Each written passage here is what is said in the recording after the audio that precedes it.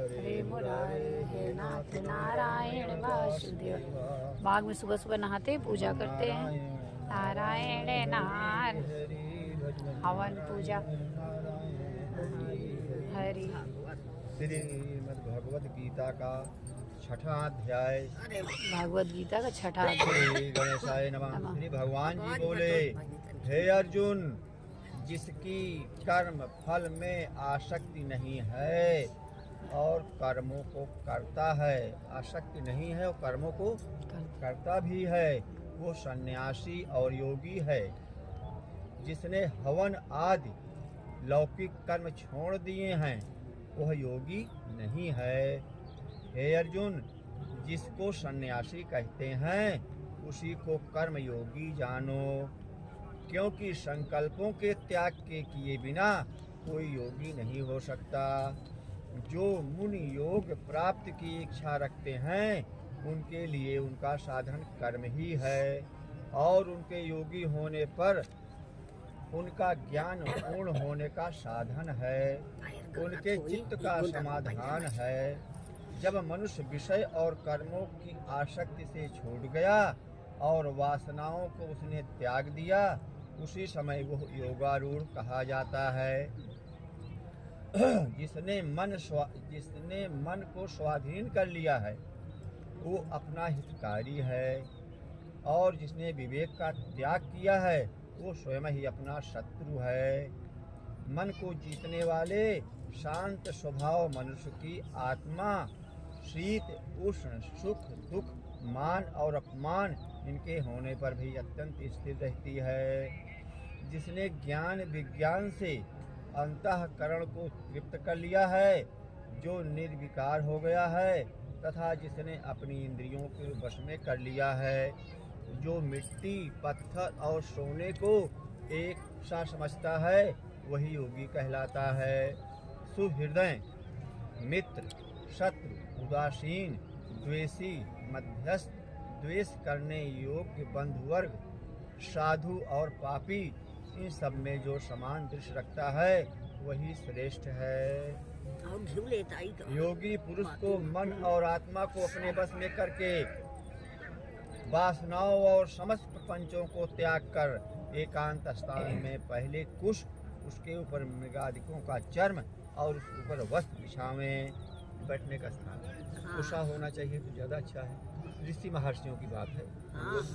यही आसन बिछा ले, बिना आसन के नहीं बैठना चाहिए कभी भी पूजा स्थल में।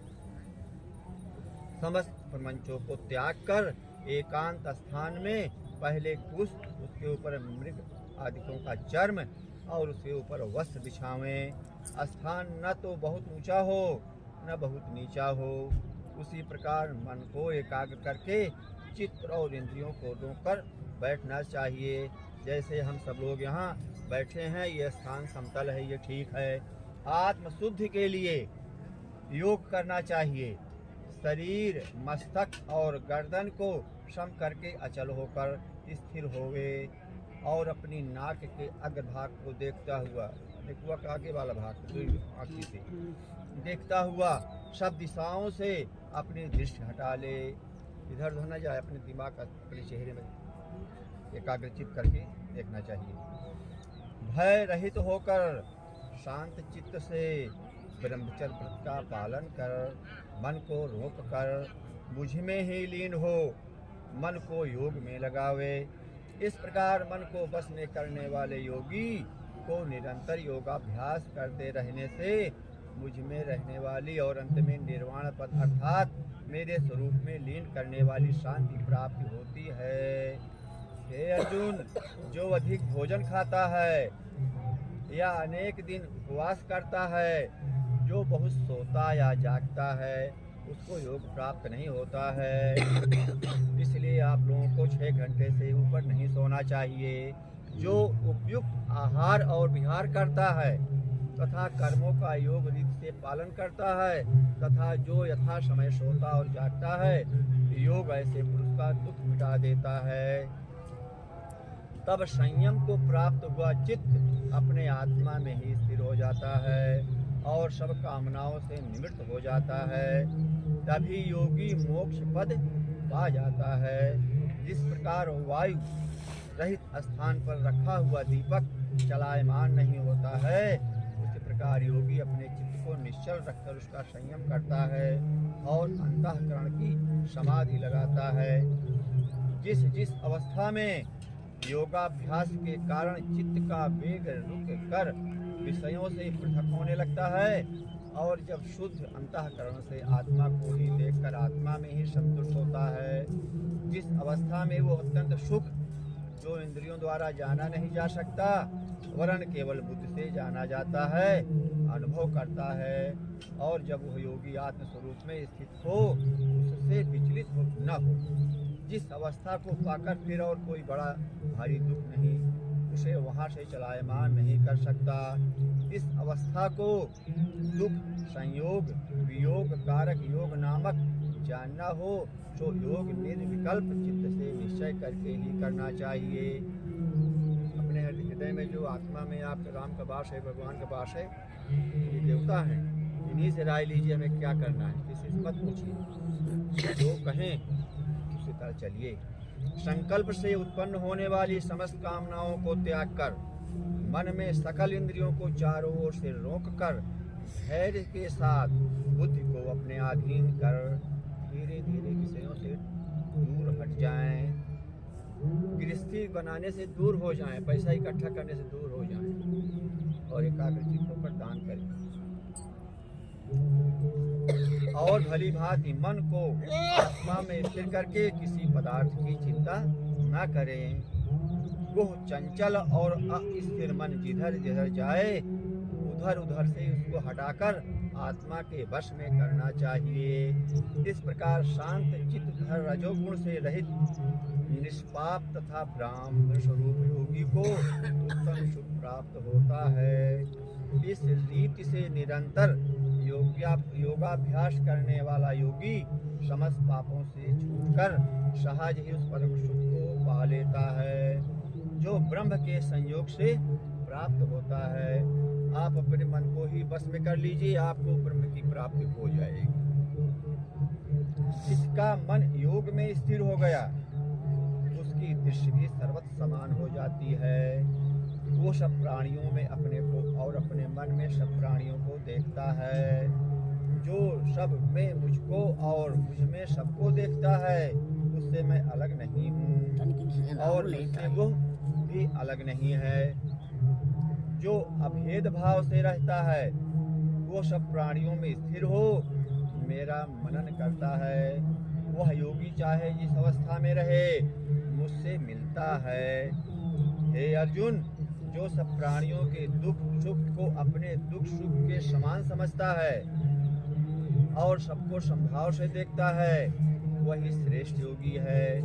अर्जुन ने कहा कि हे मधुसूदन, आपने जो ये योग सिखाया सबको अपने समान देखें तो मन के चंचल होने के कारण उसकी दृढ़ स्थिति अपने में नहीं देखता हूँ। हे कृष्ण, मन बड़ा ही दुखी है, पराक्रमी और दृढ़ है, इसको अधीन रखना तो मुझे वायु को बांध रखने के समान प्रतीत होता है। श्री कृष्ण भगवान ने कहा, हे महाबाहो, इसमें संदेह नहीं कि मन अति चंचल है और इसे बस में करना बड़ा ही कठिन है। फिर भी हे अर्जुन, अभ्यास और वैराग्य से अधीन कर लिया जा सकता है। जिसका मन बस में नहीं है उसको योग अत्यंत दुर्लभ है, ऐसा मत है। परंतु मन को वश में करने वाले प्रयत्न करते रहने से उपाय द्वारा इस योग को प्राप्त कर सकते हैं। अर्जुन ने कहा, हे श्री कृष्ण जी, इसमें श्रद्धा तो है पर जो योग प्राप्त करने में सफल नहीं हुआ है और जिसका चित्त योग से विचलित हो गया है वह योग सिद्धि नहीं पाने से किस गति को जा पहुँचता है। हे महाबाहो, जिसका पहला आश्रय भी गया और ब्रह्म प्राप्त भी नहीं हुई वह दोनों ओर से भ्रष्ट होकर छिन्न मेघ के समान नष्ट नहीं हो जाता। हे कृष्ण, मेरा ये संदेह आपको ही दूर करना पड़ेगा। इसको दूर करने वाला आपके अतिरिक्त अन्य कोई नहीं है। श्री भगवान बोले, हे तात पार्थ, उसका यहाँ नाश नहीं होगा और परलोक में भी नहीं होगा, क्योंकि उत्तम कार्य करने वाला मनुष्य बहुत दिनों तक गुणवानों को प्राप्त होने वाले लोकों में वास करता है और वहाँ से फिर किसी पवित्र और धनवान के घर में आकर जन्म लेता है, अथवा वो बुद्धिमान योगियों के ही कुल में जन्म पाता है। इस प्रकार का जन्म पाना भी इस लोक में बड़ा दुर्लभ है। पहली बात तो भारतवर्ष में जन्म लिया जाए, दूसरी बात पृथ्वी पर यहाँ जन्म लिया जाए, जहाँ की मथुरा में भगवान श्री कृष्ण जी विराजमान है और अयोध्या में श्री रामचंद्र जी विराजमान है। इन्हीं दोनों के एक त्रेता युग में आए, एक द्वापर युग में आए। पूरे विश्व में प्रसिद्ध है, पूरी चारों वेद उन्हीं के आधार पर बने हुए हैं। और उसमें ब्राह्मण कुल में जन्म लेना, तो अगर हम कर्म न करें, अकर्म करें तो हमको पाप लगेगा। बुद्धिमान योगियों के ही कुल में जन्म पाता है। इस प्रकार का जन्म पाना भी इस लोक में बड़ा दुर्लभ है। बड़े श्रम और यत्न से जो योगाभ्यास करता है वो पापों से शुद्ध होकर अनेक जन्मों में प्रसन्न परिश्रम करके सफल होता है और परम गति को पाता है। बड़े बड़े तपस्वियों से योगी श्रेष्ठ हैं, ज्ञानियों से भी योगी श्रेष्ठ हैं। इसलिए हे अर्जुन, तुम योगी बनो, केवल मुझ में भी मन लगाकर मेरी प्राप्ति के लिए जो मेरा भजन करता है उसको समस्त योगियों के मध्य मैंने अत्यंत श्रेष्ठ माना है। इति श्रीमद्भगवद गीता विद्या योग शास्त्रे श्री कृष्ण अर्जुन संवादे आत्म संयम योग नाम छठवां अध्याय समाप्त। छठे अध्याय का महत्व। अब छठवें अध्याय का महत्व श्री भगवान जी बोले, हे लक्ष्मी जी, जो छठे अध्याय का महात्मा है उसको सुनो। गोदावरी नदी के तट पर एक नगर था। वहाँ एक जनश्रुति राजा बड़ा धर्मज्ञ था। एक दिन नगर में हंस उड़ते उड़ते आ निकले। उनमें से एक बैठते ही उतावला हो उड़ गया। तब नगर में पंडितों ने कहा, हे हंस, तू ऐसा उतावला क्यों उड़ा? क्या तू राजा जनश्रुति से भी पहले ही स्वर्ग को जाना चाहता है?